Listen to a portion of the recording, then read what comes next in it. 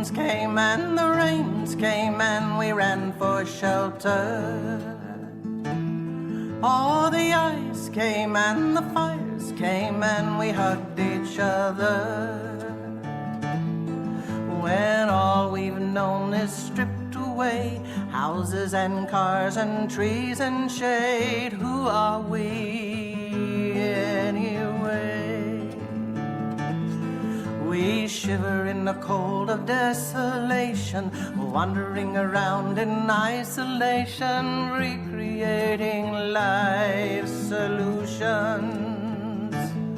All the winds came and the rains came and we ran for shelter. And the ice came and the fires came and we hugged each other. We make walls and we make fences, surround ourselves with great defenses, keeping people at a distance. When all we've known is rearranged, our control.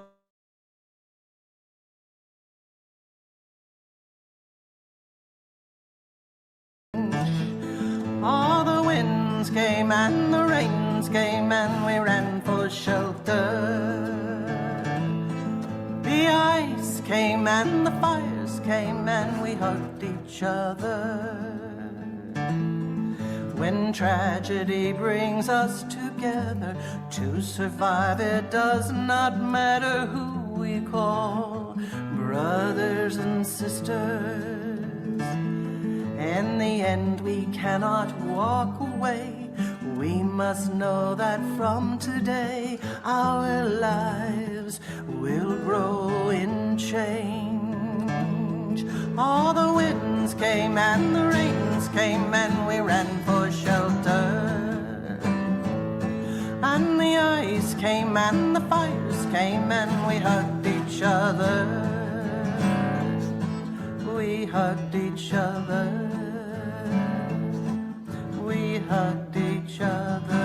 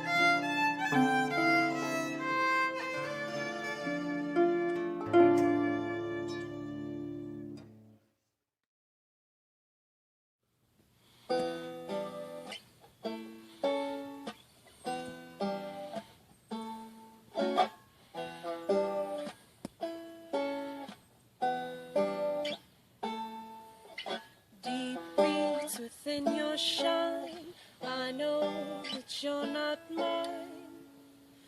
Oh, call out to the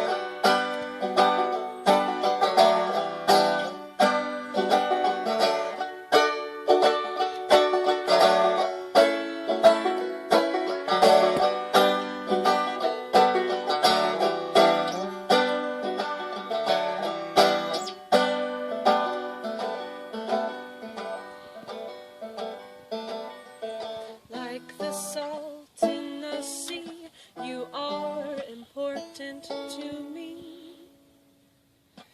The glimmer in the sky awakens asking why.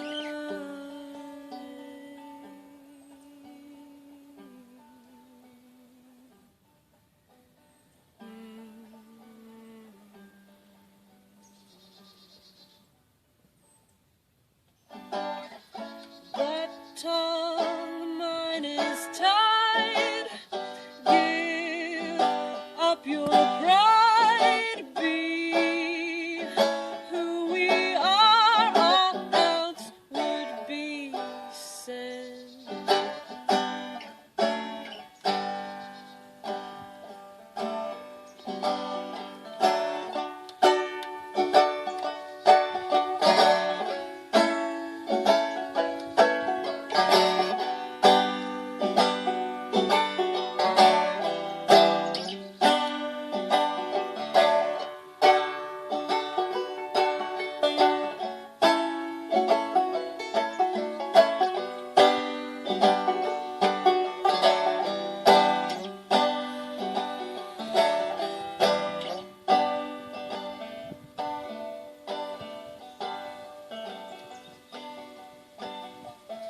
Deep beats within your shine. I know you're not mine, but deep down into these rhymes, don't fret, it isn't time.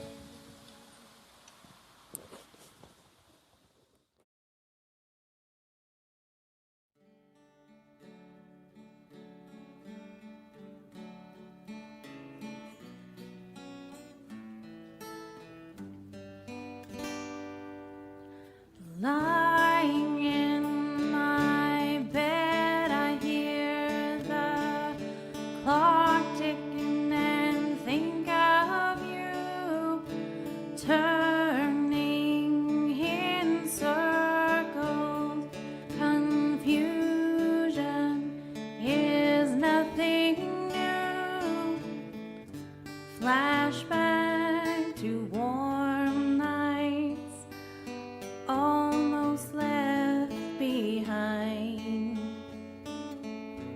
A suitcase of memories. Time after sometimes you picture me. I'm walking too far ahead. You're calling to me. I can't hear what you said, and you say, go slow. I've fallen behind. The second hand unwinds. If you're lost, you can look and you will find me. Time after time.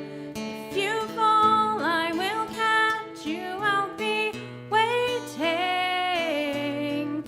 Time after time. If you fall, I will catch you. I will be waiting. Time after time. Time after time.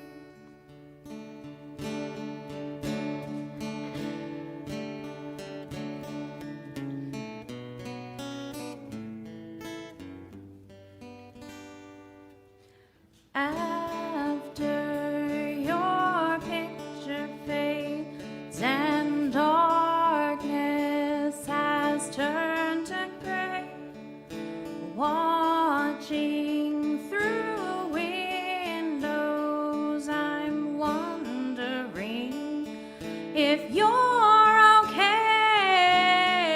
and you say, go slow. I've fallen behind. the drum beats out of time. If you're lost, you can look and you will find me time after time. If you fall, I will catch you. I'll be waiting time after time. If you fall, I will catch you. I will be waiting time after time. Time after time.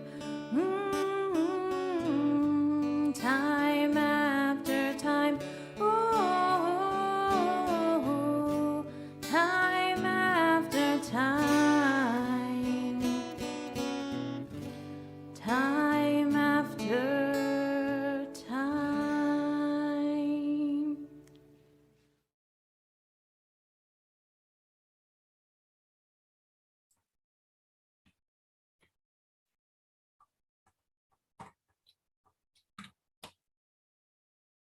Good morning.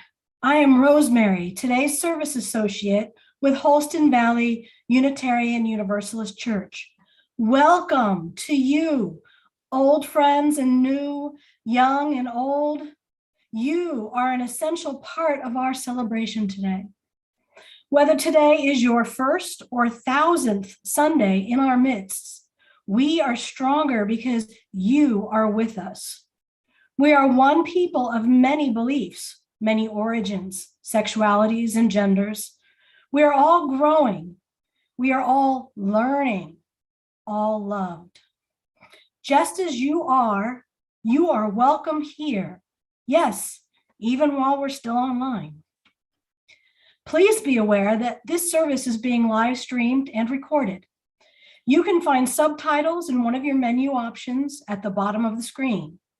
We are still posting the services to YouTube, and you are welcome to join us that way, but you will miss being able to participate in our interactive joys and concerns.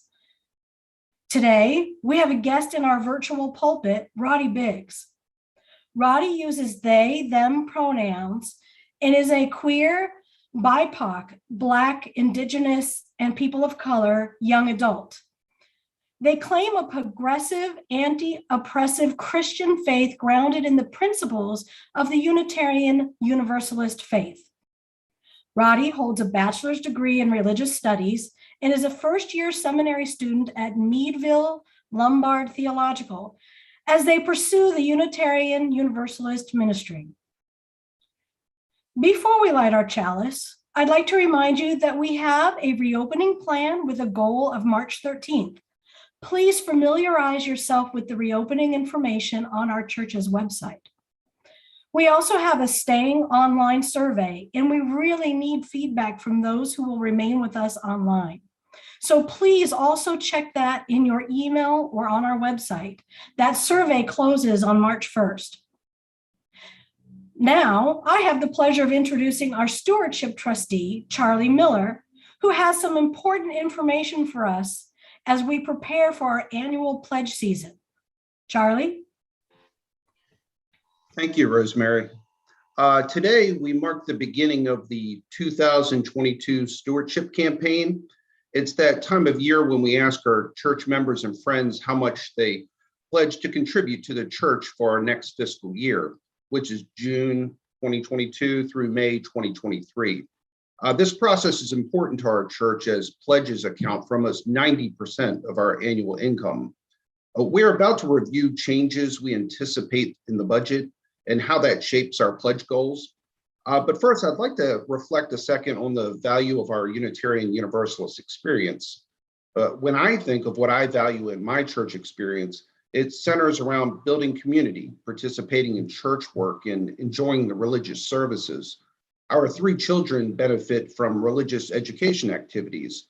Collectively, the church is proud to be a beacon of liberal religion in our area, excuse me, both for our current members and friends and for those who haven't found us yet. Our committees and teams enrich our community both within and beyond the church walls. To fulfill our vision requires facilities, staff, and resources, of course. As we value this church, we all need your continued support. Preliminary budget information will be posted on the church's website. I'll summarize it here qualitatively. An overview of expenses, overview of expenses reflects expectations that the biggest change is in the personnel category with some adjustments to programs. There are three notable reasons for expenses to increase. There's an increase to support programs and services as we transition to operating in a hybrid model of attending virtually and in person. There's also a modest increase to provide a cost of living adjustment for staff and minister. The most significant change is to fully support the health insurance fund. You may recall this line item was added last year, but barely funded. It was established to explicitly acknowledge the church's obligation to pay premiums if all employees opt into their benefits, as they have a right to do. The premise is that we should be allocating funds to this purpose to be ready when they are needed, as the UUA recommends. As we anticipate being in person next fiscal year, the income from fundraisers and plate collections have been returned to historic norms. To meet the anticipated expenses, our pledge target will increase 7%. And again, all this information will be available online, and we are also going to be including this information in the pledge letters that we're sending out.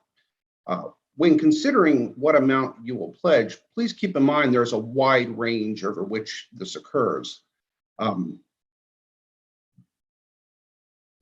Of course, there is a great diversity of pledge levels, and this mirrors a diversity in personal circumstances. Your participation is far more important than the actual amount pledged because we can only reach our goals together. Just for calibration purposes, some statistics drawn from our distribution of last year's pledges reflects that it costs about $1,461 per member to operate the church. All pledges are valued. The average of the smallest 30% is $244, and together makes a significant impact. Of course, volunteer hours are very valuable to our congregation, and a pledge of any amount can be accompanied by a pledge of volunteer hours. Our church relies heavily on volunteers to function. UUA also offers more information in a contribution guide available online. These statistics and the link to the guide will be provided in the pledge letter that is being sent to you. In the days ahead, you should receive a pledge card in the mail or by email if you opt in.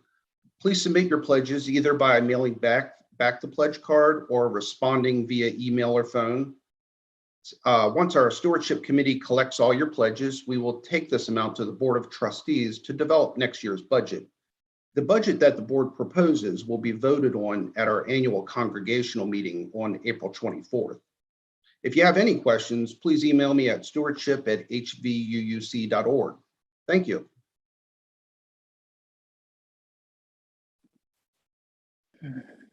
Before I light our chalice this morning, I want to acknowledge that there is so much going on in the world right now. Know that it is okay for us to not be okay this morning. There is much on our hearts collectively and things that we don't even know that others might be holding. Please feel free throughout the service to engage in the chat, to put up reactions on Zoom, whatever it is. Let's be fully present with each other this morning as we are carrying a great deal of pain and love and more pain and so many other feelings. Chalice lighting this morning, I was trying to think of the best way to move forward, to light a chalice on a day like today. And only one thing came to mind. Circle round for freedom. Circle round for peace. For all of us imprisoned, circle for release, circle for the planet, circle for each soul, for the children of our children. Keep the circle whole. If you have a chalice with you, I invite you to light yours as well. Come, beloveds, let us worship together on this, a challenging day in our humanity.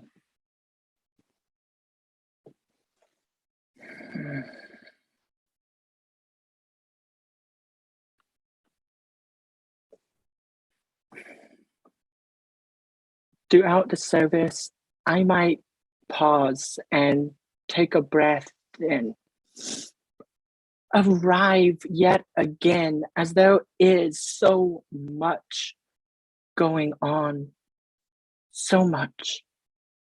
With that named, we are going to move into our story for all ages this morning. And we're in for a treat, as our story for all ages this morning is a picture book that the UUA has gracefully illustrated and done audio recordings of, giving us permission to use them in Sunday services. It is titled A Cup of Light, and is going to be read by the author, Pamela Baxter.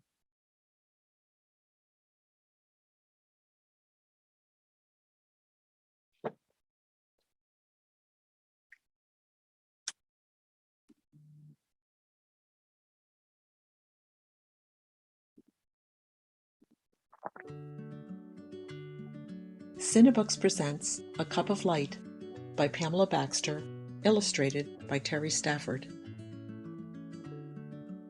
Each Sunday, Unitarian Universalists and congregations everywhere light a chalice. Lighting the chalice shows that the worship service is starting. It reminds us that this time together is special. Some families light a chalice before eating dinner. Sometimes we light a chalice when we are traveling far from home, which gives us a sense of comfort in a strange place. The chalice helps us remember that near or far, Unitarian Universalists are all connected in spirit. Chalices come in many shapes and sizes. Some are large, others are small. Some are plain, others are fancy. No matter what shape, size, or color they may be, one thing makes all Unitarian Universalist chalices the same. They all hold a flame. The chalice with a flame, the flaming chalice, is the symbol of Unitarian Universalism. You can find pictures of flaming chalices on banners and signs, on jewelry, clothing, and even on pencils and bumper stickers. Take a look around a Unitarian Universalist church or event. How many places do you see the Unitarian Universalist symbol? A chalice is a special cup. A cup may hold water to refresh someone who is thirsty. A cup may hold soup to nourish someone who is hungry. A cup can help sustain life. Chalices have been used in religious ceremonies around the world for centuries. They can also be symbols for achievement or celebration. Your reward for winning a spelling bee may look like a cup. Your family may have a set of glasses that you use only for special occasions. Fire is mysterious. We can feel its heat but we can't actually touch it or hold it. Fire makes things change. It can melt metal or turn a mound of sticky dough into a hot loaf of bread. Fire provides warmth and light. It takes only a small flame to brighten the darkness, just a small fire to warm a cold night. Unitarian Universalists put the chalice and the flame together to make the symbol of the flaming chalice. Here are some ways to think about what the flaming chalice represents. The chalice might be our loving community. The flame, change. We are each changed by being part of this loving community.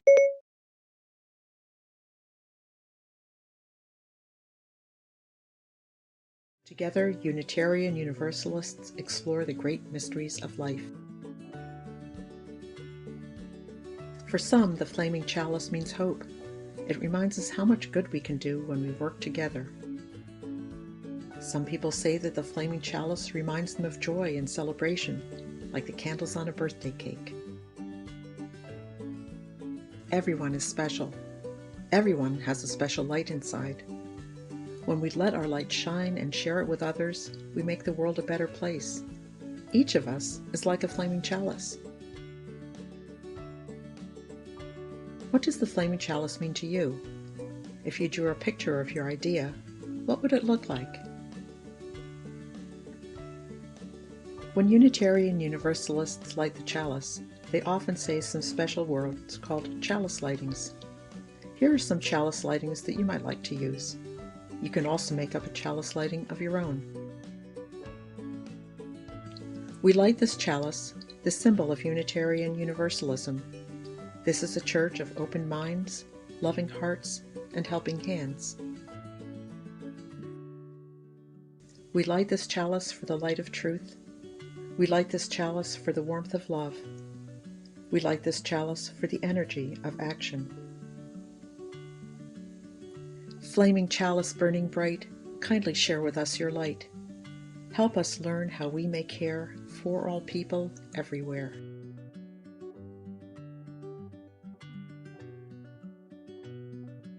I light this light for freedom. I light this light for truth. I light this light for beauty. I light this light for diversity. I light this light for unity. Each Sunday in congregations everywhere, Unitarian Universalists extinguish the chalice's flame when classes and services are over. But even though the flame is gone, the light it represents never really goes out. It shines in me, it shines in you, it shines in all of us. Let your light shine. For parents, other adults, and religious educators, the story of the flaming chalice. Before it became the symbol of Unitarian Universalism, the flaming chalice was the symbol of the Unitarian Service Committee, USC. When it started in 1940, this group's most important mission was to rescue Jews from Europe. The brand new USC needed a symbol it could use, something like that used by the Red Cross. They wanted a symbol of hope that said, "We will help you. You can trust us." The Jewish people who needed assistance came from many different countries and spoke many different languages. This symbol had to be something easy to recognize. The USC also needed an official symbol for the documents they provided to the people they were trying to help. At that time, anyone traveling had to show proof of their identity. Anyone traveling with Jewish identification papers would be arrested. The USC hoped that if their fake documents had a symbol that looked important, no one would ask questions. This way, people could travel to safety.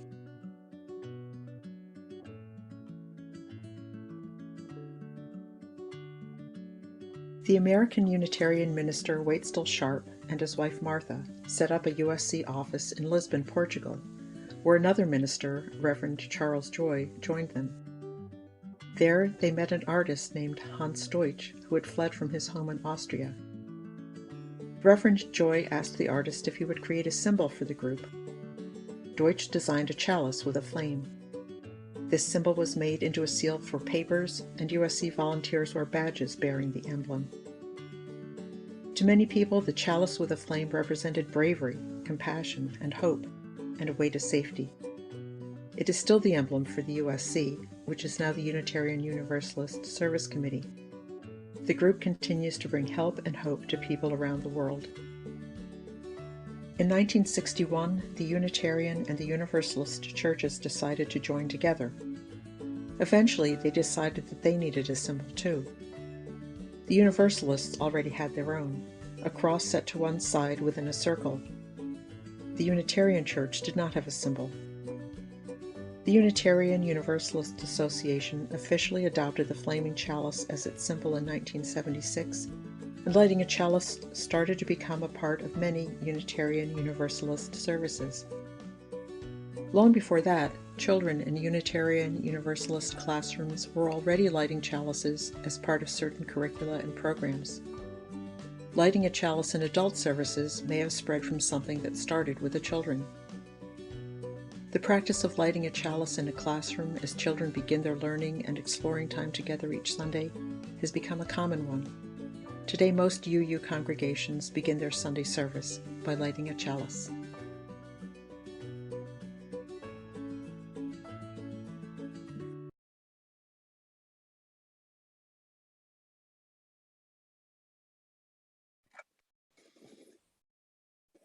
Stories are so powerful and they convey so many messages for all of us. That one in particular holds so many messages for us. And so I would love it if you would place one of those messages that story holds for us, for you, in the chat, and let us hold all of the messages, all of the love and service and support that story calls us to hold. We now move into one of my favorite hymns, and it is performed by your Houston Valley UU Vocal Choir. We Are. Enjoy, beloveds.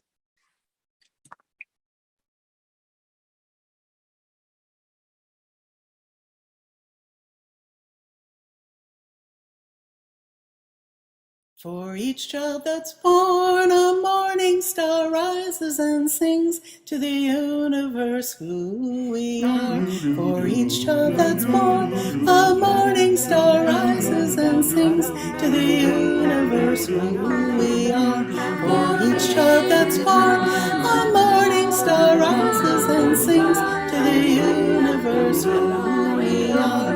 For each child that's born, a morning star rises and sings to the universe who we are. We are our grandmother's prayers, and we are our grandfather's dreamings. We are the breath of our ancestors. We are the Spirit of God. We are mothers of courage and fathers of time. We are daughters of dust and the sons of great visions. We're sisters of mercy and brothers of love. We are lovers of life and the builders of nations. We're seekers of truth and keepers of faith. We are makers of peace and the wisdom of ages. We are our grandmother's prayers, and we are our grandfather's dreamings. We are the breath of our ancestors. We are the Spirit of God. We are mothers of courage, fathers of time. We are daughters of dust and the sons of great visions. We're sisters of mercy and brothers of love. We are lovers of life and the builders of nations. We're seekers of truth and keepers of faith. We are makers of peace and the wisdom of ages. We are our grandmother's prayers, and we are our grandfather's dreamings. We are the breath of our ancestors. We are the Spirit of God. For each child that's born, a morning star rises and sings to the universe who we are.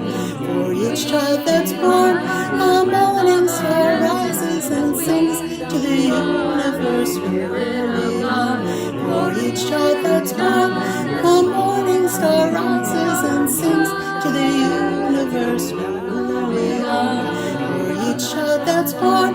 A morning star rises and sings to the universe who we are.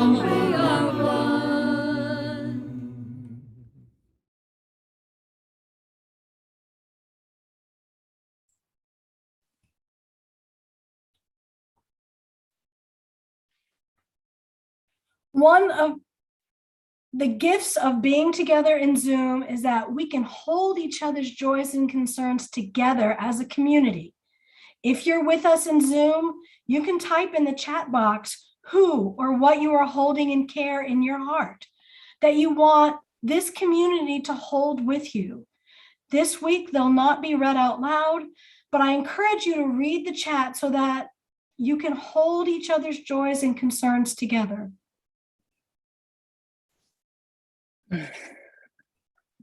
Beloveds, take a breath in this moment.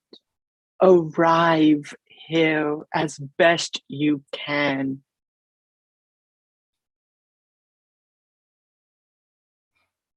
I don't even know where to begin this morning. There is so much weighing on our hearts and on our minds. Constant news coverage of a war breaking out in Ukraine, fears and uncertainties around if this could be the start of World War III. Oh, beloveds, take a breath and arrive here, right now. I love seeing that people are posting things in the chat. As Rosemary said, be sure to go in to look at what those are as we hold each other together in love, in community, in healing, in grace. As we work for our salvation and liberation of all people, especially those in war-savaged nations, in words of uncertainty, in pain. From our chalice this morning, I light this candle as a symbol, as a beacon of hope and love for Ukraine. Beloveds, again, take a breath. Arrive here and now. Let us enter ourselves into a time of meditation, of prayer, of reflection and contemplation. Spirit of life, God of love and justice, known by many and no names at all. How do we even begin to move into this world, into our time together, into this virtual yet sacred space, holding what has been named and honoring that which cannot be named? Our world is not one of simplicity, though we wish it would be. Our world is not one of simplicity. We long for simplicity. Simplicity that we will never know. A longing for simplicity that is faced with the pain of generations of ancestors, generations of beloveds whose life was never simple, From lynchings to bombings to enslavement to war to shot dead, simplicity was never known for these. They longed for it. Oh, beloveds, they longed for it. Simplicity simply could not be. Simplicity that they longed for, just to live, to breathe, and to be free. A longing for nations that were never built, for people whose skin is not white and pure. A longing for simplicity. What does it even mean, simplicity? How we long for simplicity. May we long for community, harmony, accountability.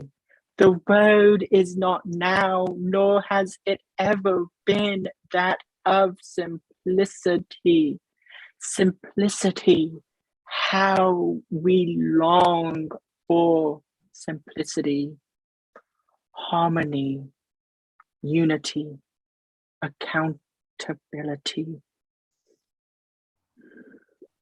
Beloveds, arise, return from your silence, from the place deep within. Know that I love you, that I see you, and that I am holding space for you, for Ukraine, and for so much more. Our road is not one of simplicity. Let us move forward with our service this morning.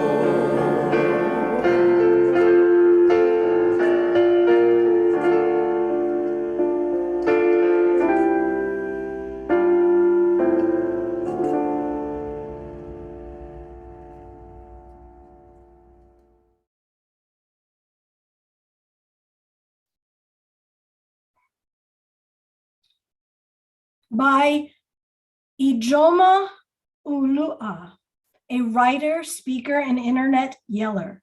She is the author of the #1 New York Times bestseller, So You Want to Talk About Race, and most recently, Mediocre, The Dangerous Legacy of White Male America. Her work on race has been featured in The Guardian, The New York Times, and The Washington Post, among many other publications. When people say that they do not like my tone, or when they say that they can't support the militancy of Black Lives Matter, or when they say that it would be easier if we just didn't talk about race all the time, I ask one question: do you believe in justice and equality? Because if you believe in justice and equality, you believe in it all of the time for all people. When people of color speak out about systemic racism, they're opening up all of that pain and fear and anger to you. They're not doing this because they enjoy it. It is an incredibly painful and vulnerable experience.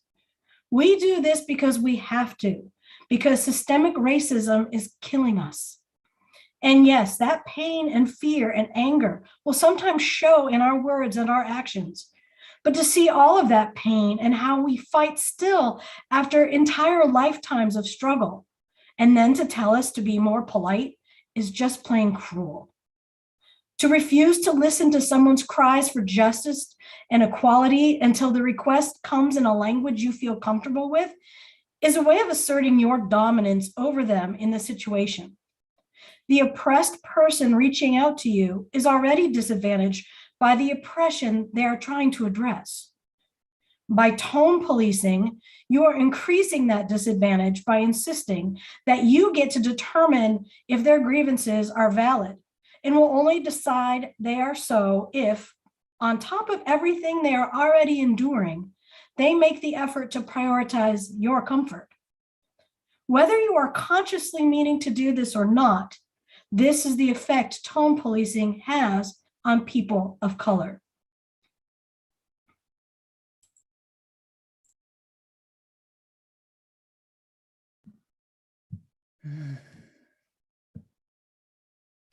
Beloveds, take a breath once more.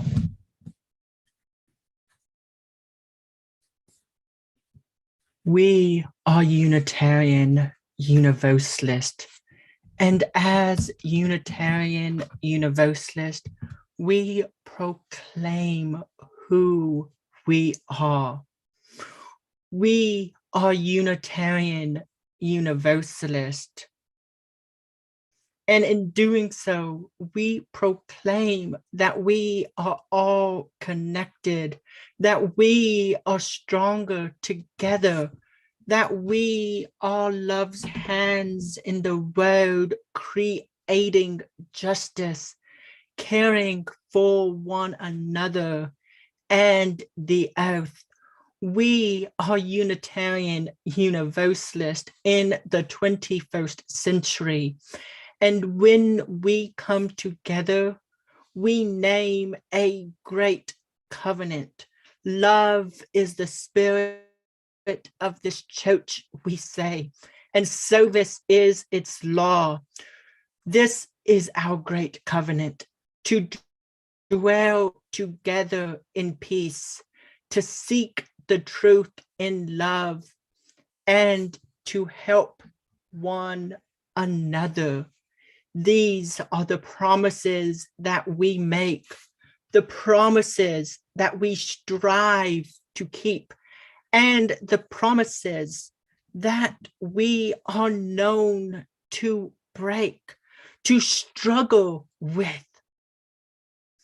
But a struggle might be okay. Let me explain. In the words of Frederick Douglass, an African-American social reformer and abolitionist, Frederick Douglass once said this: if there is no struggle, there is no progress. This struggle may be a moral one. It may be a physical one. It may be that of both moral and physicality, but it must be a struggle. So what do we do, knowing that we as Unitarian Universalists must struggle, that this world is going to be a struggle, that we are going to make promises that we cannot keep despite our intention of doing so? We offer grace. Grace when minor promises are broken. We act accountably. And we recognize that some of our promises that have been broken are systemic. That grace alone is not going to do what must be done. That when a hard truth is named, we must seek reconciliation. We must seek accountable actions. To say, I'm sorry, might be a start, but it will not be the solution. We are Unitarian Universalists. Today, I feel that more than ever. Together, let us explore who we are as Unitarian Universalists in the 21st century. We say that we are all connected. We say that we have shared covenant and principles, differing beliefs, and are a part of a human family. And this is beautiful, for we are connected. We are stronger together. We name our differences and we work to honor those differences. We work to embody beloved community, but we fall short. These promises to be all connected, to be stronger together, we fall short on. The struggle is real. And one of those largest, most systemic struggles of Unitarian Universalism has to be found in the acknowledgement or lack of acknowledgement of the pain of racism for our BIPOC, Black, Indigenous, people of color in this faith movement. This is one of the biggest promises broken of Unitarian Universalism, and it's such a large promise that has been broken that there have been countless books by BIPOC UUs written about what has now been named the Black empowerment controversy of Unitarian Universalism. The fact that our 7 principles, while saying all people, knowing that BIPOC UUs have looked at those for years, saying, what about us? What about me? Were we even at the table when those principles were drafted? I'll give you a hint. The answer is no. And so hearing, and this is painful for me, so I'm going to take a breath. If you need to take one as well, please do. But the pain and the struggle of hearing, well, we don't need the 8th principle. We don't need a principle that tells us to work to dismantle racism and other oppressions in ourselves and our institutions as we journey towards wholeness. Because the 1st principle and the 7th principle, they already do that. So why add another? Why add another is because BIPOC people are saying, I don't see myself. We don't see ourselves in that 1st principle, and are being met with resistance. Resistance because racism is so ingrained into the fabric of our world and our liberal faith of Unitarian Universalism. That's not to say that anyone is racist, but that we have to recognize that racism is ingrained into who we are and work to dismantle it at the same time. We are stronger together, but we're not always together. Years ago, Martin Luther King Jr. said that 10 to noon on a Sunday morning is the most segregated hours in America. And that still rings true today. And as Unitarian Universalists, it is on us to desegregate our churches, to be a faith that truly welcomes all, to build multicultural beloved communities, to accountably dismantle racism and other oppressions. And we have to do this together with all voices at the table. No more of this. Well, we want to have diverse congregations, but we don't know how. We have to get out there and do the work. If that means changing up our music, we change our music. If that means praying to God some Sundays, because that is what people might need, then we suspend our notion that we are not Christian. For both our Unitarian and Universalist roots came out of Christianity, and we grew from that, but we can't turn our back on it as well. Again, I'm going to take a breath for me. So we are Unitarian Universalist, and we are indeed stronger together. We are indeed love's hands in the road, creating justice. And in the words of Lily Watson, a Indigenous Australian, an artist, an activist, a queer academic woman working in gender and sexuality studies, wrote this about helping and being accountable. If you have come here to help me, you're simply wasting your time.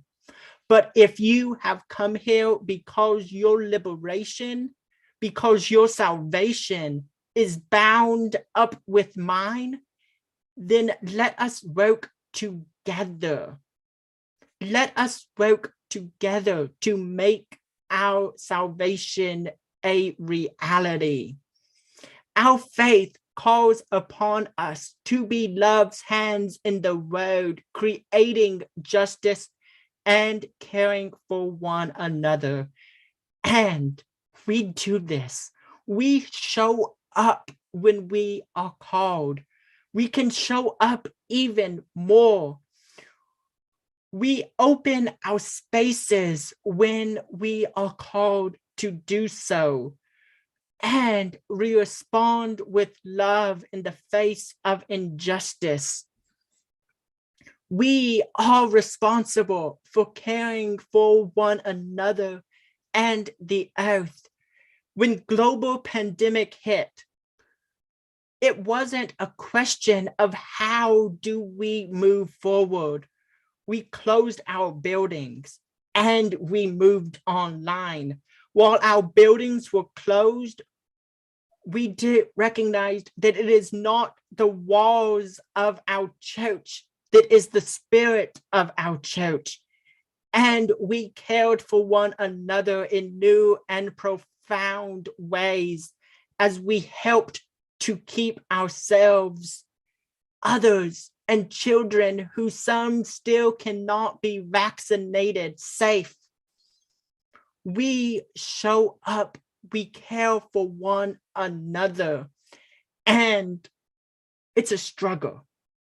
It's a struggle.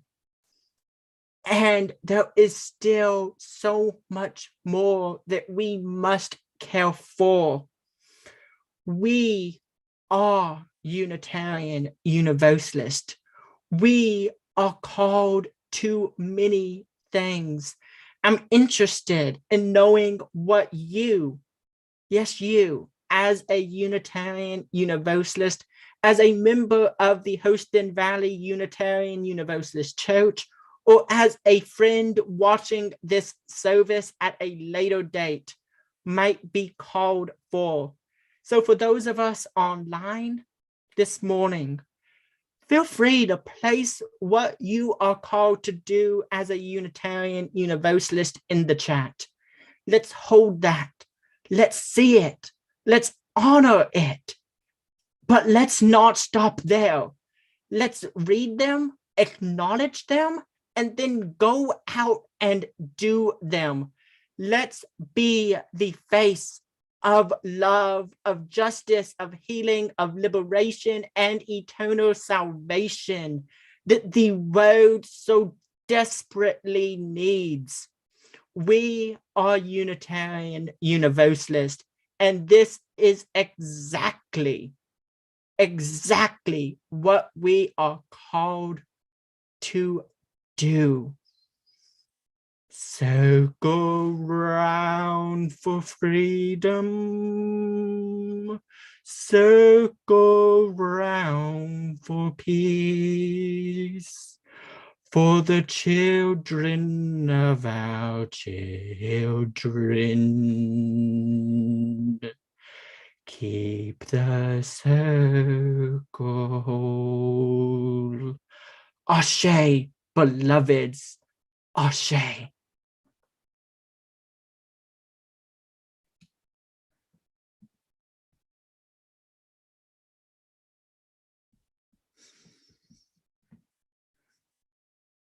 Again, beloveds, there is so much work to be done.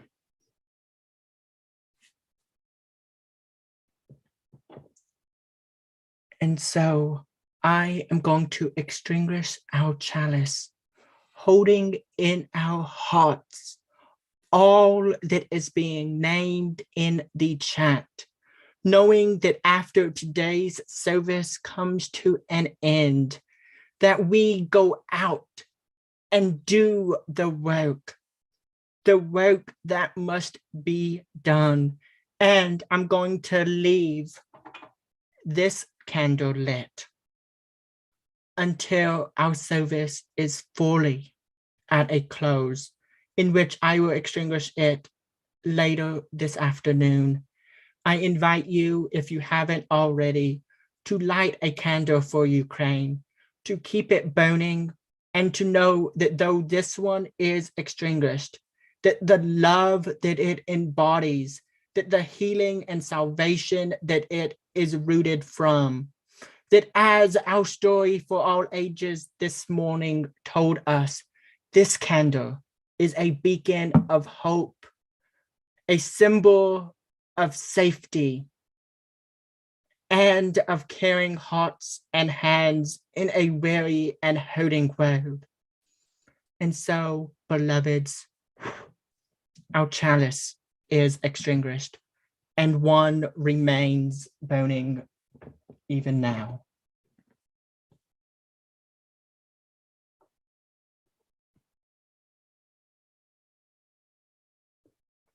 There are so many ways to live out our commitment as Unitarian Universalists.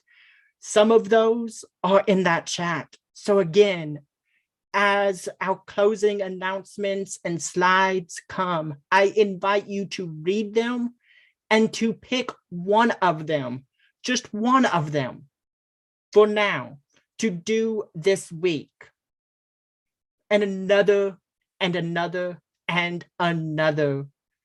Beloveds, I see you, I love you, I am holding you. Let's go out. Let's get involved. During our prelude, find out ways to get even more involved.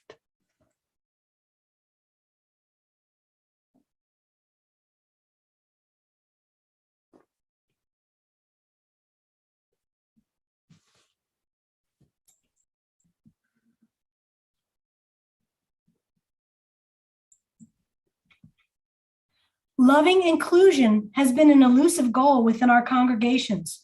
We are a covenantal people, and the promise of our faith, which was enough to bring us together, should have been enough to bind us together in love. Many hearts have been and have often continued to be broken time and time again. We are a covenantal people, and the promise of our faith, which was enough to bring us together, should have been enough to bind us together in love. And names of many of those who have helped to make this denomination great were erased, their existence forgotten. We are a covenantal people, and the promise of our faith, which was enough to bring us together, should have been enough to bind us together in love. The pulpits and the pews, which should have been warm and welcoming, were instead sometimes cold and unforgiving. We are a covenantal people, and the promise of our faith, which was enough to bring us together, should have been enough to bind us together in love. People who were considered pillars of their communities were sometimes considered Pharisees within the walls of our congregation.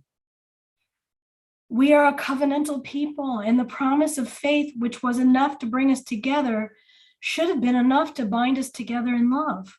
Many of us straddled two roads, one of fruition and one of faith. We are a covenantal people, and the promise of our faith, which was enough to bring us together, should have been enough to bind us together in love. Our beauty is that we are all different, yet not different from one another. None of us should be considered. None of us should be considered exceptions, nor should we be subject to baseless assumptions. We are a covenantal people, and the promise of our faith, which was enough to bring us together, should be enough to bind us together in love. The future of this faith is resilient and one that belongs to all who embrace religious liberation. Let us never forget that. We are a covenantal people, and the promise of our faith, which was enough to bring us together, is enough to bind us together in love. Beloveds, this service is over, but may yours continue on renewed. May we be a faith that binds together, who seeks liberation and healing in love.